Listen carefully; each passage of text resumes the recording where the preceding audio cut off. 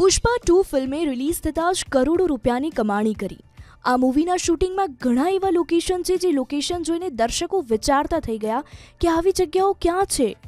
એમાં પણ ખાસ કરીને જ્યારે એક મંદિરનો સીન આવે છે પહાડો વચ્ચે, એ હકીકતમાં એક મંદિર જ છે તેના વિશે જણાવીએ. તમે જે મૂવીમાં સિક્વન્સ જોઈ એ મંદિર આંધ્રપ્રદેશમાં આવેલું છે, જેનું નામ છે યાંગત્તી મંદિર. આ ફિલ્મના ઘણા સીન અહીં શૂટ કરવામાં આવ્યા છે. આ મંદિર ભગવાન શિવને સમર્પિત છે, જે કુર્નૂલથી નજીક છે. જો કે હૈદરાબાદથી 308 કિલોમીટર દૂર છે અને વિજયવાડાથી લગભગ 360 કિલોમીટર દૂરી પર છે.